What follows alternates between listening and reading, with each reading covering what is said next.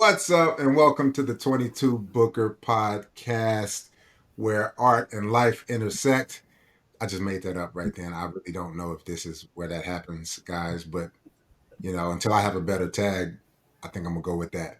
So, we are on episode 3, and today we are joined by none other than Mr. John Conway, who happens to be an editor extraordinaire and the editor of our short film Morning. John, thanks for coming, man.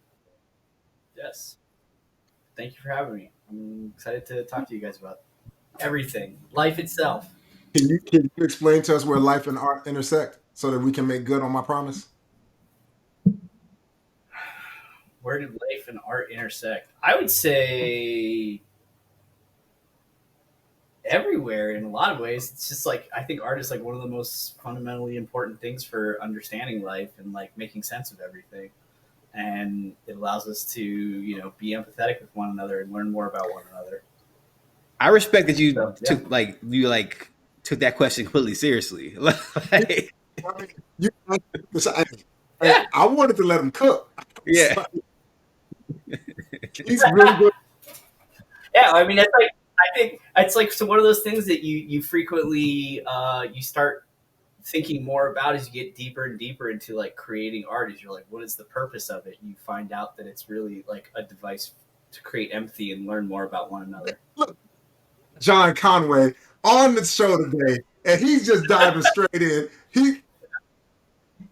Ryan, are you ready? Are you I ready? love it. I stay ready, man.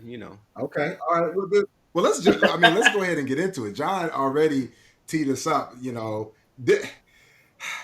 So, what we three have come together to do, along with a team of other people, is bring an amazing story to life that was written by Ryan Lipscomb. And it really is, like you said, John, it is a piece that really showcases where life and art intersect. I don't. I mean, what's the saying that life imitates art, imitates life?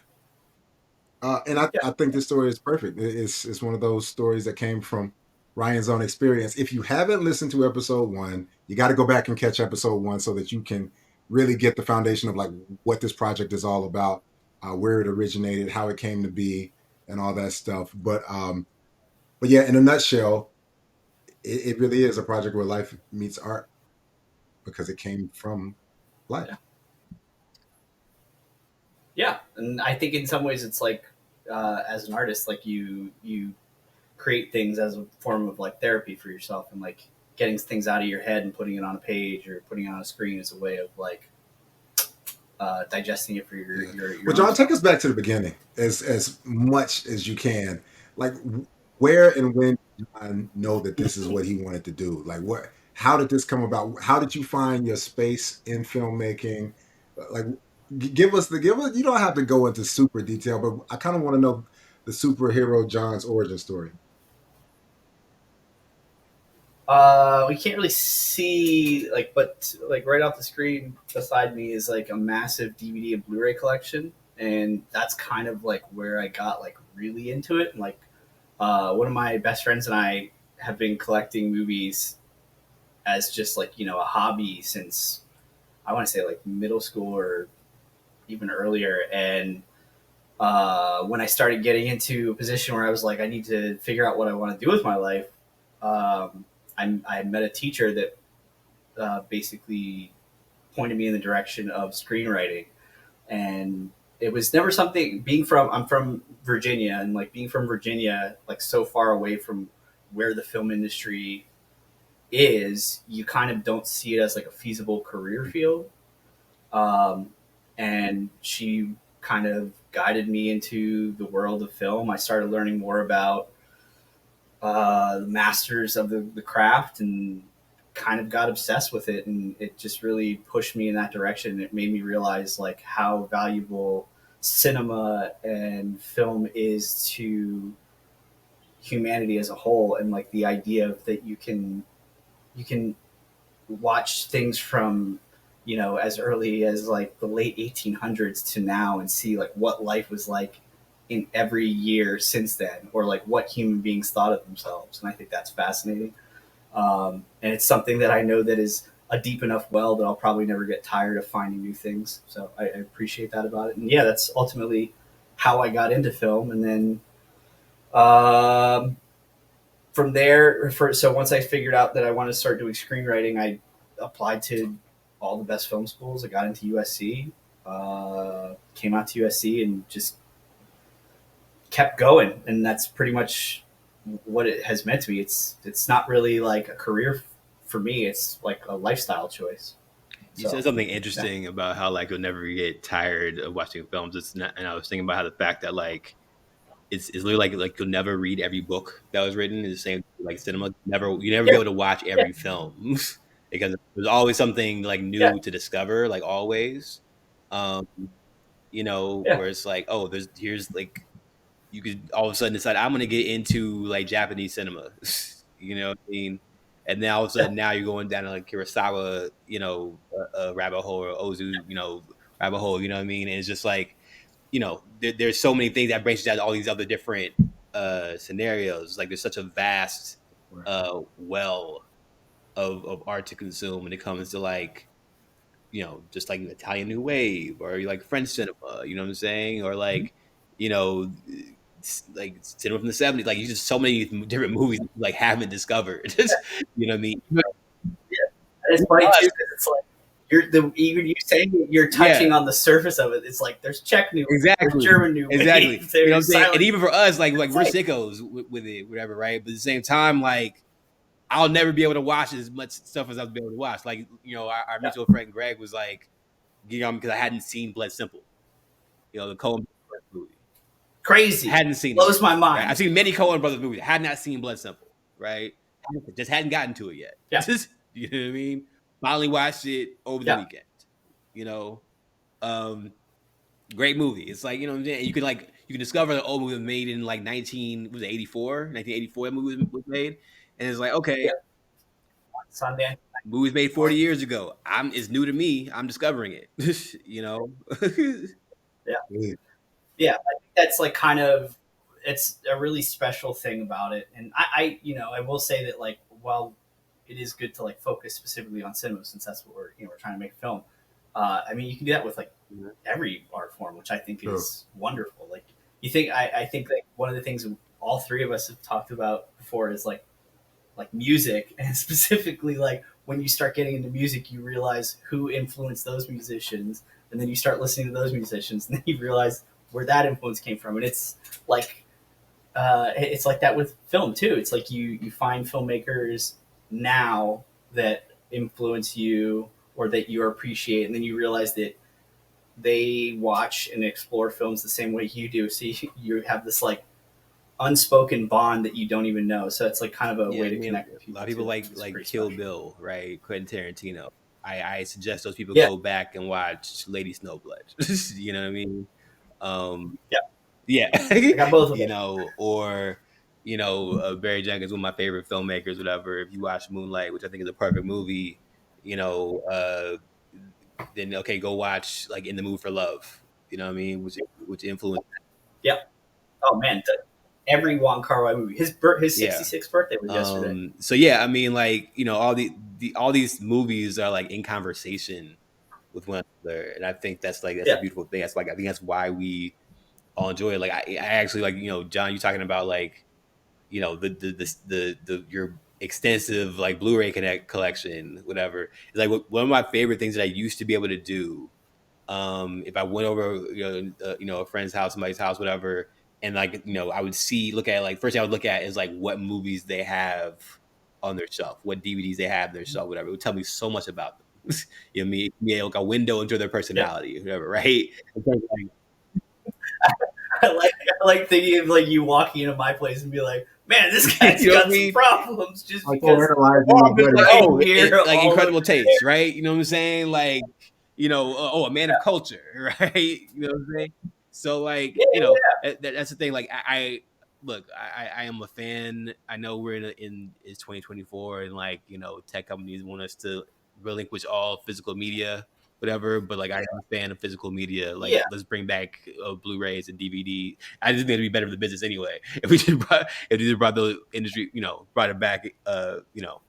But like I have a record player. I like vinyls. You know what I'm saying? Like maybe I'm an old soul. yeah, I don't same. know, but I actually, it's funny you say that too, just about like Blu-ray and DVD and uh, I mean vinyl too. Like the presentation. This is something that like I've been talking about a lot recently. It's just like the way films are presented too, and like music is presented too, is like a huge thing too. And like I'm huge into the theatrical experience and just like how it can affect you psychologically in such a different way than watching it at home on a yeah, TV. people who Um, say and I'm sorry, the people who say like, oh, I'd rather just watch movies at home. I don't understand yeah, it because like you're missing the experience of sitting in a theater with strangers. It's like the best way to watch a movie. It's a standpoint of experience, right? It's yeah, like you feel things yeah. more when you're watching it with other people. I actually this is kind of goes into like what Corlandos was asking specifically about, like how I got into this. One of my favorite stories in my entire life that ever happened to me was the first time I saw There Will Be Blood. It was in Washington D.C. I think it was Christmas Day, and I remember sitting in theater and the ending of that movie. Spoiler alert! When they're in the bowling alley. I remember the audience laughing and me sitting there. I'm like, don't know what's going to happen. I'm like, this isn't funny. Like, why are people laughing?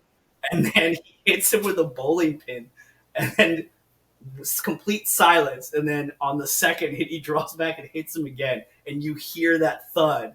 And I remember thinking, this is why I want to do this. Like that sudden change in emotion, that level of control that you have over an I mean, audience look, is it's the just same thing. Like I'll fascinating. never forget like the first time I saw the first like 15 minutes of Gladiator in the theater. You know what I mean? Like Yeah, incredible. Or like I was there opening weekend in the theater, packed a packed movie theater, whatever. Opening weekend for like the Sixth Sense, you know. And so yeah, like the level of like the experience of like when everybody around you is at different times like figuring it out. You know yeah. what I'm saying? Some are ahead of you, some are behind you, whatever. You know, yeah. That's fun too. Is it's like the Mhm. different speeds. Like yeah, that's definitely a highlight for me too. Where you notice. I think as like filmmakers, we kind of almost are like regularly ahead, not in like a derogatory way, but like the idea of like we kind of know the like the tricks of Right. the trade, so we're like looking You know for what the things, and it's formula like should be spitting very out, interesting. you know. Yeah, but it's like even with the I think that's like the other thing that's fascinating too is like even with the formula like intact, you kind of are so surprised, or like there is room for like for that level of Mhm. surprise to change, Mhm. which I mean, I think is really awesome. that's what, and as a filmmaker, you definitely have to do it. But that's what everybody's doing. It's the willful suspension of disbelief. Like when I go into that theater, I want to take off my logic hat, take off all my detective hat, and just enjoy whatever's about to come. Uh, Yeah, but you talk about yeah, the theater experience of watching cinema. Not only is it I think is it more fun, but it also factors into um, the filmmaker's process. Like you think about watching something on your phone versus watching something 16 by 9 on your TV, or watching something that was shot anamorphic. Like it's different. It's a different presentation, and I get to absorb more of the media in that format of a theater yeah, with 40-foot, with a 40-foot screen yeah, than I do, you know, on my computer. To Also, the that point, sound, yeah, everything is better. to that point, whatever. It's like yeah, here, like executives talk about a lot about like the second screens, whatever, right? Like we need, if like especially if like if you're gonna go on a stream or something like that, like they'll say we need something that's gonna you know second screens, whatever, right? So somebody can like have it on while they're on their phone, blah blah blah blah blah, whatever. And it's like yeah, executives will talk like that. It's like it's not how like we worked hard for this thing. Like we're trying to tell a story. Every like stuff matters, right? So like even if I go home to Atlanta or whatever, right? And I'm just like watching a movie with my sister, right? Just like I'm like at her house, we're just watching a movie, Yeah. whatever, and she'll get up and like start doing something. Like I'll pause the movie. I'm like, are you like? I'll wait till you're. You know what I'm saying? Yeah, I'm like that. Because like I'm like that. somebody too. worked really hard on this one frame of the movie. Somebody worked very extremely hard on it, and you're just gonna miss it. Sure. Yeah. Like, you know what I mean? I definitely I'll like people will get up to go do something, and it's funny too because it's like it doesn't matter how many times if I'm watching something with friends and like it doesn't matter how many times each of us has seen it. If it's like something where it's like I'm like, oh, this is good, so I'll pause it. And without fail, someone will be like, oh, you have to pause it for me. I'm like, I absolutely do. I have to. You know, It's getting paused. All right, well, check this out. Do you guys remember a handful of years ago, whatever pandemic time, when what was the name of that platform? Quibi. When Quibi, yeah. Quibi, something like that, and everything was shot like landscape mode. Yeah, 16 9 by 9 by 16. 16. Yeah. Um, And it and- was all like quick clips. Yeah. Like it was like maybe like 2 minutes, 2 minute. exactly. Quick bites. What's Yeah. funny? Quick bites. Fast forward, I know Yeah. Kevin Hart released his movie Die Hard on that platform, and now it's on Prime as a standard like movie. So, Yeah. but the funny thing for me was that they had to shoot that movie for secondary screens, but not only for secondary screens, but 9 by 16 primarily with. I mean, so I'm like, how do you even? But that just goes to show you like the delivery method affects the filmmaking. So It does. I heard that like also they had like issues with specifically that where they would have some of the shows would shoot 16 by 9 and then in post they would like completely cut off the left and the right margins and then only have this and then they would have like people would be like well I want to watch this in a different way like sorry Wow. It's this It's thing just very though weird like you hear people in industry talk a lot about like we've lost the audience doesn't want to the kids are on TikTok and blah blah blah YouTube whatever ridiculous. and it's like no there was some article I read whatever and like somebody had interviewed a bunch of like high school kids and it was like actually no like we like movies like we like going to the movies like we know when you're being cynical and you're just telling a story to make you look whatever like if you tell me a good story whatever like I'll go like I don't care like you know what I'm saying like it's more about the repetition of story like where it's like it's less about like trying to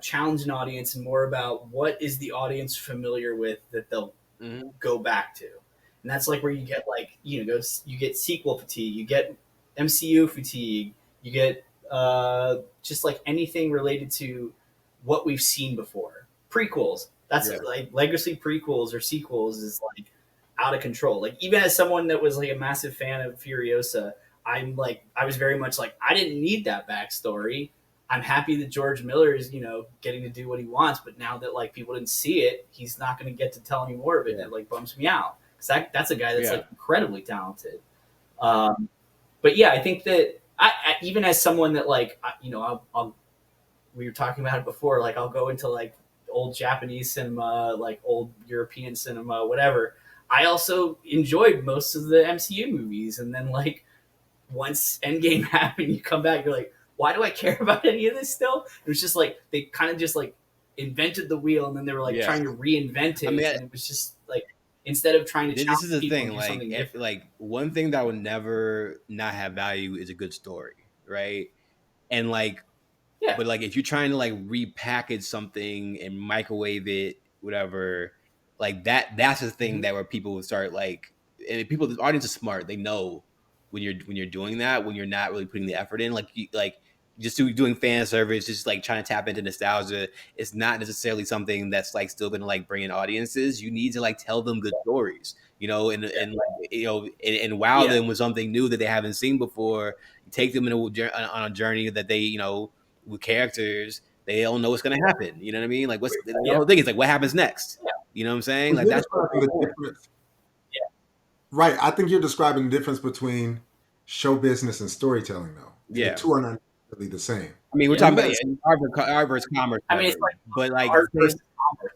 But like I said, that's the thing though. But here's the thing though about that though is like people tell you like, oh, we're just trying to like this is like the whole thing about talking about like the studio structure, like whether Hollywood has become too leveraged up with like with like private equity and Wall Street and blah blah blah whatever, where you have to do a return all the time, like a constantly growing whatever.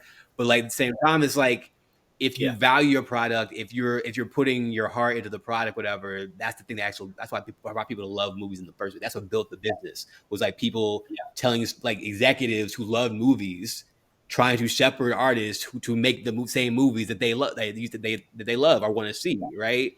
And so like that's what feeds the that's what builds the business, right? So like the idea of like we're gonna try to game the system somehow, game art, whatever, it doesn't really make much sense. Whatever. Yeah, I mean, it's also like the thing where it's like you kind of get into the idea of like anybody that tells you that they have like the answer is probably I wrong. mean, it's the old Doesn't have saying the in Hollywood, answer. like So nobody like the knows idea of being like, I know what the magic bullet to make a $1 billion franchise. Here's the thing: if you make tell a good story, whatever, no. guess what? I guarantee you can probably build into $1 billion franchise if it's a good story that you can continue and build on, whatever. You know what I mean? But it's like, like you're gonna. Hollywood's not a meritocracy, and we know that. So your good story may never get made if you're depending on the powers that be to make it. Just like there might be you got to just like perfect yourself. McDonald's burger that hasn't come out yet, and it'll never come out because they're like, no, we got these 6, and this is what we do. And that's what brings us to this moment, whatever. And it's like, as I say, it's the same thing. The '60s that begat the 1970s, like the artistic boom in cinema in the 1970s, whatever. Same thing, the '80s that begat like the indie boom in the '90s, whatever, right? So I think we're in the same. I think it's cyclical, and we're back in that moment where we're in a moment now where like a lot of artists, if like, hey, the studios aren't really, the big apparatus of like how maybe is not serving me anymore. Whatever. Let me go and try to tell my story on my own and see where it lands, or see if I can find an audience, right? And that's what we're trying to do here, right? Yeah. I also think that like specifically what you're talking about, like with regards to like the American New Wave. We've said New Wave for every country, but like the American New Wave, New Hollywood movement, the idea there was that like the studios were so focused on what they thought was like a surefire hit, and they were leaving people like Robert Altman, Steven Spielberg, Paul Schrader, Martin Scorsese, De Palma. They were leaving all of them alone, and they came forward and made some of the greatest films of all time. And it's like it goes to show you that like you can always think what people are going to want, but the reality is like what us three are feeling in this exact moment is probably relatable to 75 to 80% of this country, and it's like if someone doesn't want to tell our story, we need to find a way to get it out there so that way we can connect with audiences, and that's going to be the new wave. And usually what happens in every one of those cases is like the indie person becomes the kind of like the mainstream, and then you kind of have to, instead of like going with the mainstream, or not necessarily like saying anything's wrong with mainstream, but you kind of have to like keep challenging yourself to try to like tell different stories. And the idea behind it is humanity and the human condition is so complex, there is no real like straightforward path. You kind of like got to challenge yourself to realize how many different facets of your own humanity there are. Here's the thing. I think sometimes we don't even know. Steve Jobs is famous for saying he doesn't give people what they want. He's like the consumer doesn't know what they want until I show them. And I didn't know I needed everything everywhere all at once. I didn't know I needed it, but when I saw it, I was like, oh, I appreciate that. Like, oh, exactly. And there's a lot of people feel that way about their things, whatever those things are. But sometimes you just don't know, and that's the thing about artists having the freedom to just go out and create, and to have some type of resource pool that will allow them to do that on a level where their creation can reach other people. And look, I'm not like, none of us are like insensitive to like, we as filmmakers, just like we're not insensitive to the fact that we would like a return on the thing, right? You know what I mean? So we're not insensitive to that. Like in order for us to do this, we have to put a lot of money on the line or like make these Yeah, things, right? And so like we don't want to set money on fire. That's not what the purpose is, right? Like we hope to let's work really hard on making sure we have a really great script and we have a really great cast and we have a really great department heads, creative department heads, whatever. And hopefully like we're just trying to like put everything together in a way that maximizes success in terms of like the story we're telling, right?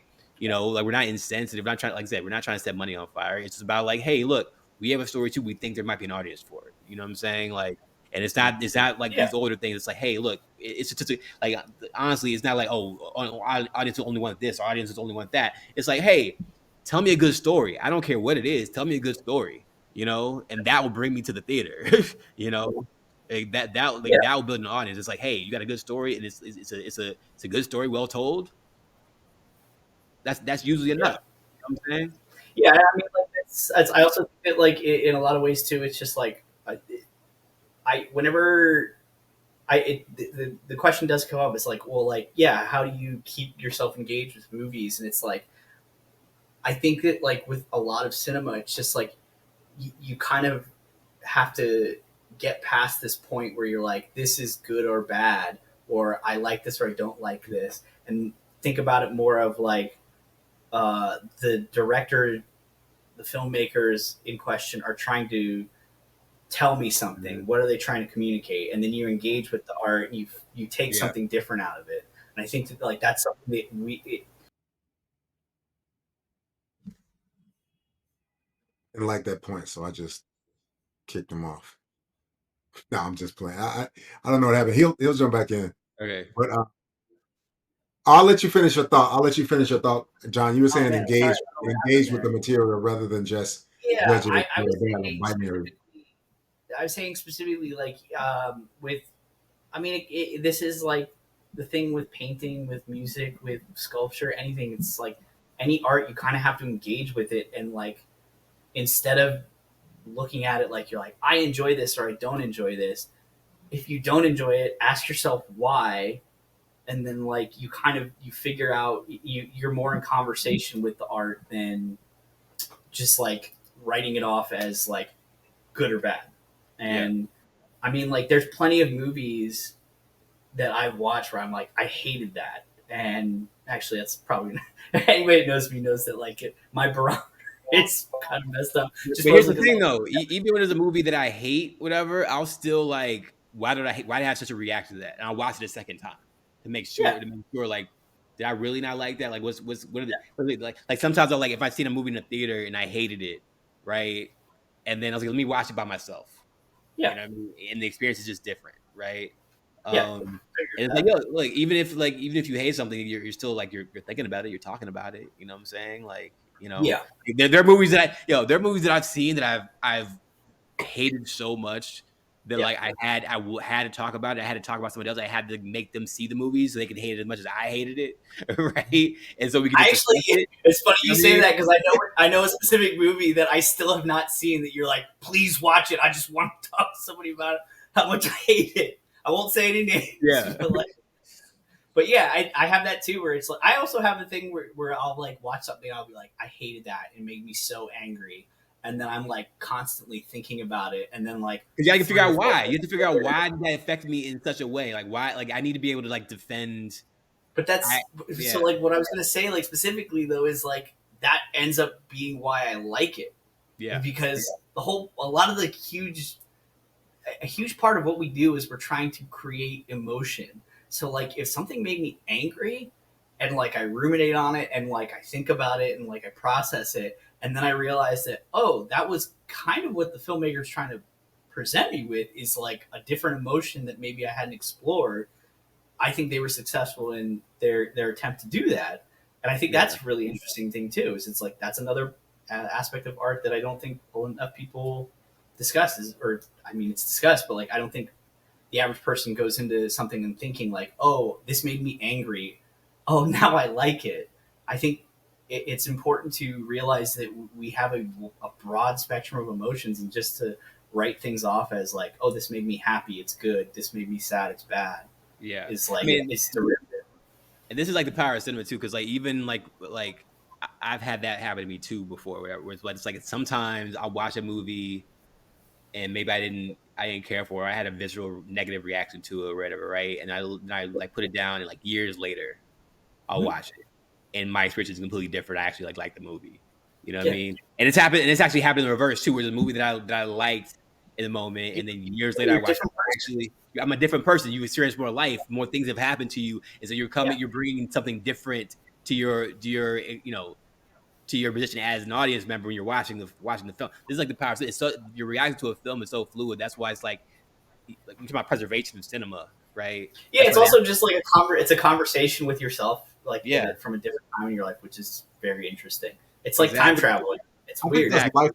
Like that's art, but that's life in general. We don't see art as it is. We see art as we are. Yeah, Mm-hmm. Like I showed up to this conversation with you guys as I am, not necessarily as what you guys are telling me. So everything that I approach, whether it's watching a film, reading a story, arguing with my wife, is I'm approaching it from my vantage point. Mm-hmm. yeah, And so in that sense, I love movies because we can both all three of us can go see the same movie and walk out with three different yeah. things, you know. I also like it, the idea of someone telling me what something they really love, and then watching it as a way of trying to. I mean, like Ryan, you kind of touched on it, the idea of like seeing someone's collection and you learn more about the person. But like Mm-hmm. for instance, I have it. I bought it because Jamari talked about it. I bought Soul Food on DVD, and I was like, I haven't seen that movie probably since I was a teenager, and I'm Mm-hmm. like, I want to watch it just so I can like get to know Jamari better outside Mm-hmm. of how I know her from the production in film school. And Yeah. I think it's like it's a valuable tool for that too. So you're saying Um, on the first date, somebody should bring their top three films. oh man, that's a thing that like I've had Like happen these, before. Somebody it's like, "What's your favorite movie of all time?" And I'm like, "Is this a serious question? Like, how much time you got?" I mean, look, it's real though, where it's like, one of my favorite things to do is like if somebody has not seen a film, like I want to introduce like and they haven't seen it and they're open to see. I don't want to be Yeah, obnoxious, like demand they watch it, but like look, it's just like introducing them to a new film they haven't seen that I think they might like love, right? yeah, That oh means man, something to me, and I you feel have like they definitely might. demanded that I watch films before. I mean, You're but I'm like, saying like I like to actually watch it with them. Actually, you know what I'm yeah. saying? And just like, hey, hey, you actually put me on the trilogy, the Before oh Sun.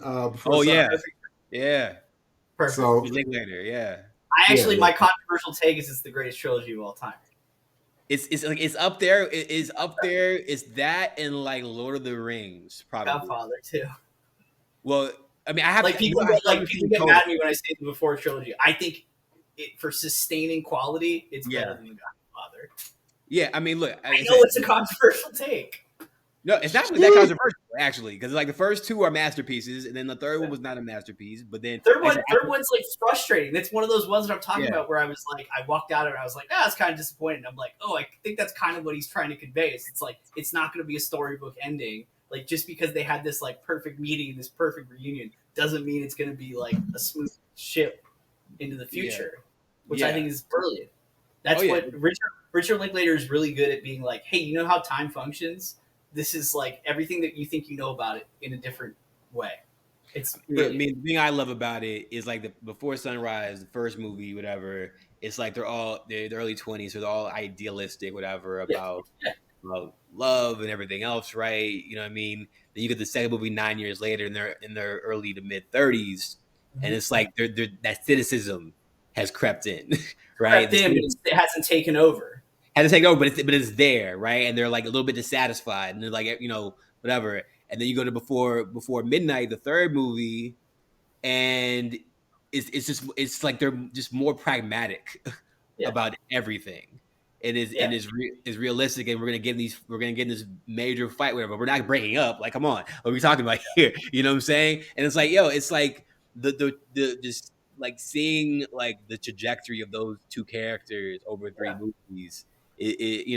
And just kind of seeing how they evolve and grow as people the same way like we all evolve and grow as people. That's the brilliance of those films. You know what I mean? yeah. That's why they're so I've shown that movie. Like I remember I was teaching, I was helping to teach a class of beginning filmmaking to some high school students, whatever. This was some years ago, and I was trying to like show them, that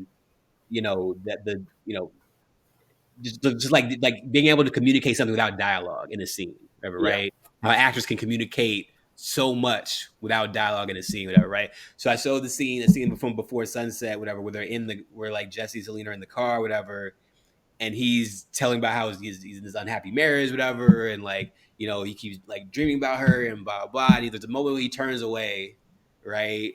And he's like Ethan Hawke turns away, he looks out the window, whatever, and then Julie W kind of like reaches out for like a second towards or whatever. As soon as he turns back towards her, he pulls away, right? And I was like, stop, pause. Do you see what she just did right here? You know what I'm saying? Like that's communicating so much in the scene without the dialogue. The scene is not like I always you tell beginning filmmakers, whatever. It's like the Visual scene is not storytelling. about what the scene's about. You know what I'm saying? Like Yeah. they're saying dialogue, but there's so much belief needs to surface that's not being said. You know what I'm saying? Subtext. Yeah. And he's So really good important. at that too.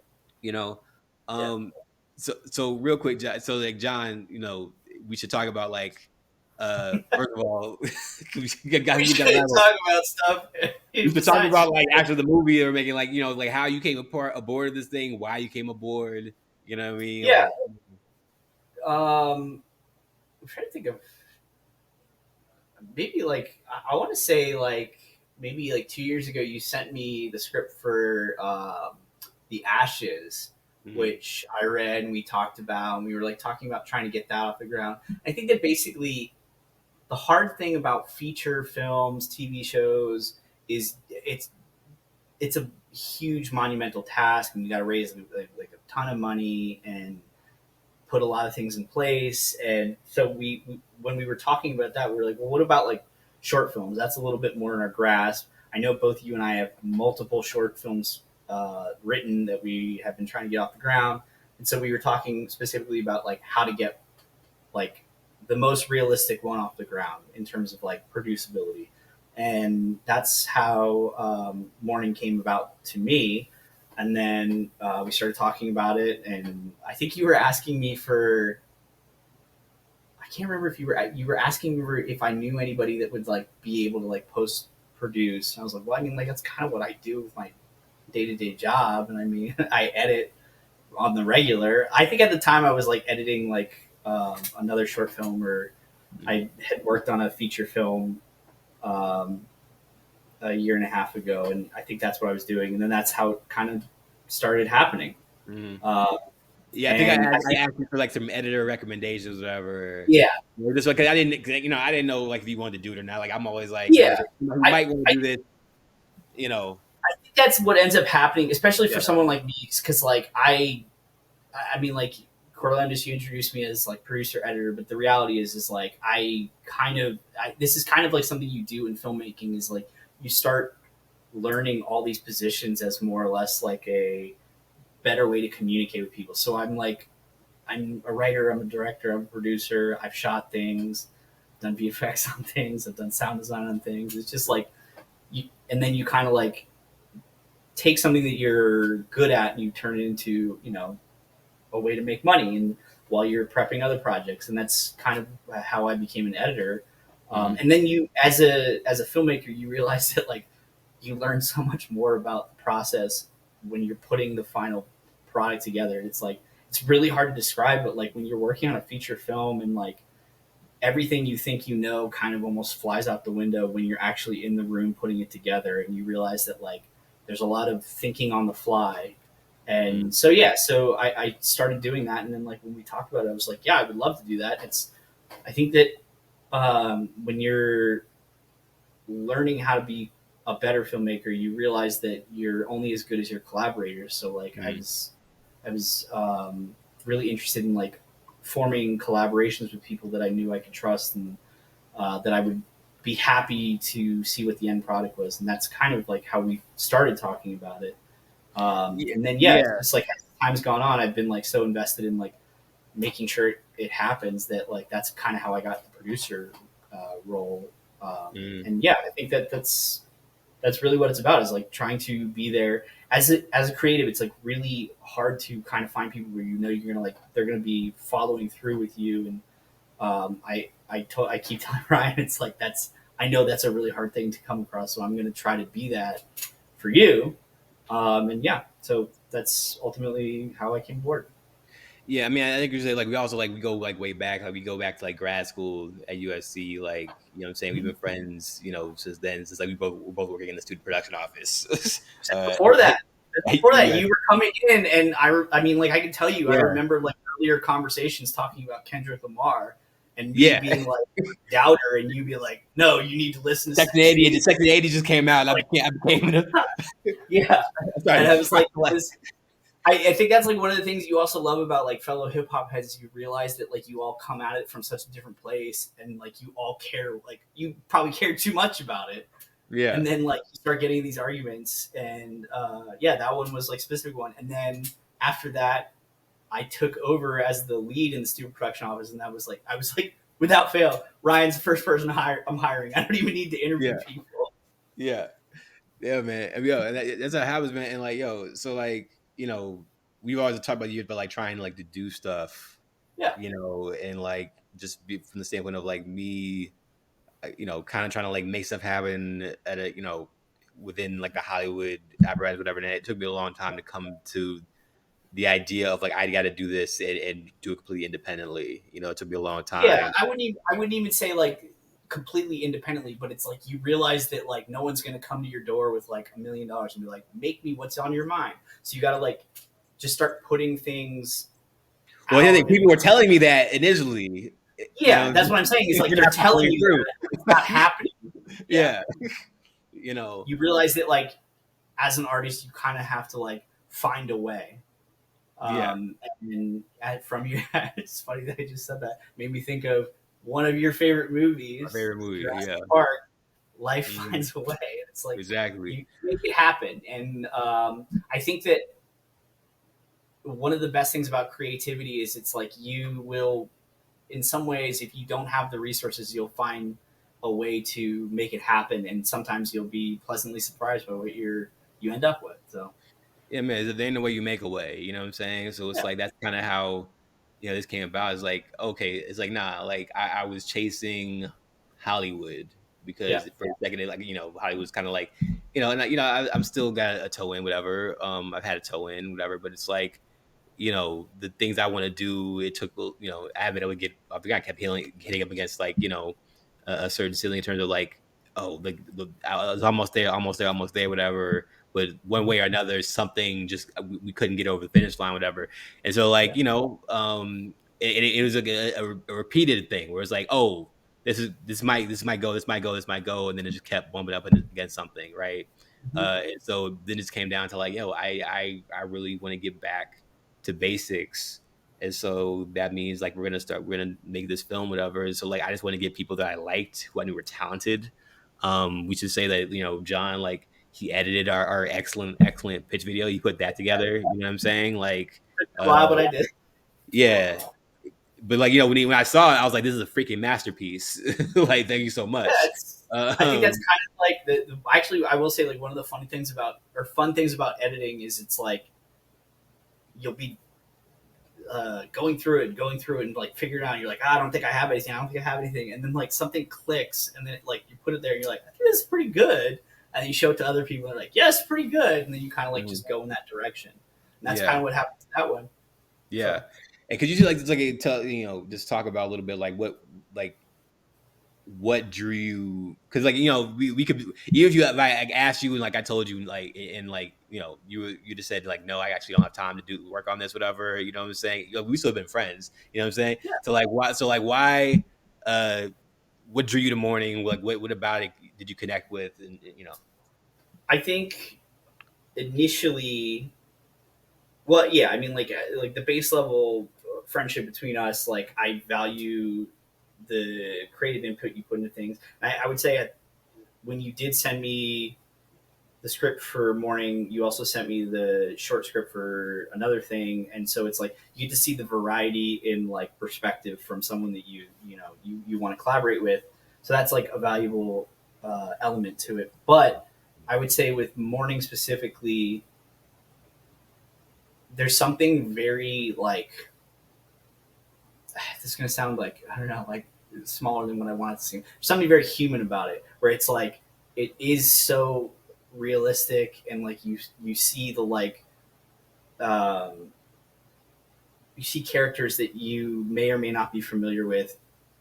It's like almost like it's very relatable, and so like for me, it was like I want to see this get made because I think there's value to it in beyond just being like a very personal story for you, which is like, you know, it was enough for me to come on board. But like I think when you start, um, you see how the characters function in that world at that moment of time, the emotions that they're dealing with, and you're like, I would like to see this on the screen.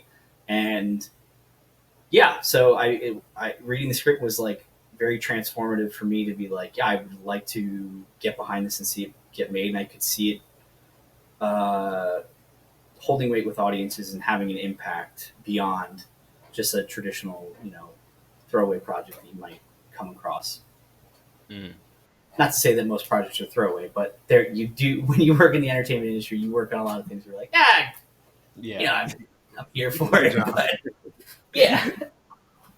But yeah, I also think the other thing too is, uh, without giving too much away, like the you know, magical realist elements, and that's something that I really love in filmmaking. Like, you know, I love Guillermo del Toro's work, and I think that like you have elements of like his method of filmmaking and like things that are, they seem out of left field, but the reality is like our imaginations are, you know, how we deal with like the traumas that we experience in our day-to-day lives, and I see that in it, so I appreciate that, and I would like to be able to see that come true. Yes.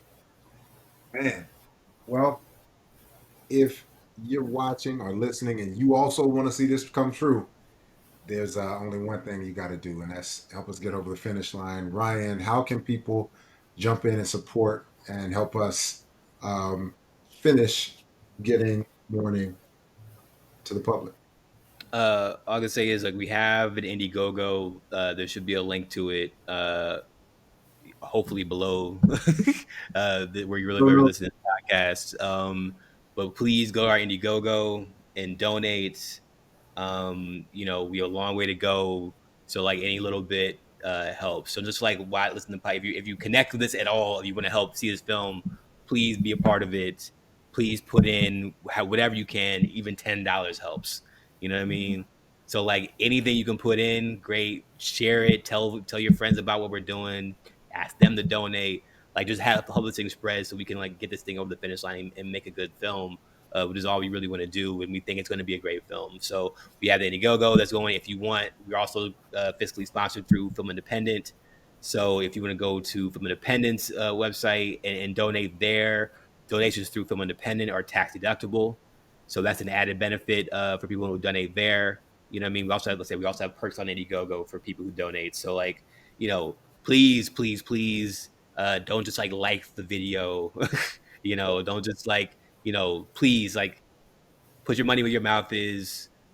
Please donate. Please put something in. Please be a part of this community, whatever. Um, you know, and share with as many people you can. Ask them to do the same. And we have a Substack, 22 Booker Substack. Follow us on Instagram at 22booker.ent. Um, you know, where else? Blue Sky, we're there too. You know, All the things, the All the Grams, things. LinkedIn, Blue yeah, Sky, yeah. all of So it. you know, follow me at Ryan T Lipscomb. Uh, you know, I'm on Instagram under that Ryan T Lipscomb. You can find me there. So yeah, thank you. Yeah. For sure. John, if people want to follow you or see more about what you're doing, what you have going on, is there any way to do that? Or Oh man. Yeah, I have Instagram is pretty much what I use. It's at Conway underscore East.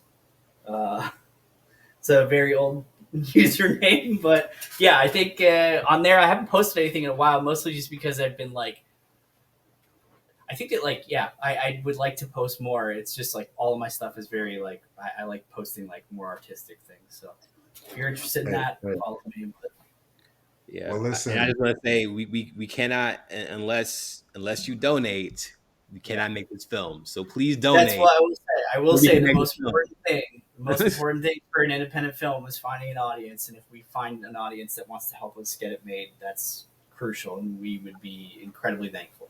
If you donate, I promise you, you will not regret it. It will be a good movie, and you would have been a part of it, helping get it done. That's all I'm gonna say. I'm done. All right, please donate. Thank you. Echo that.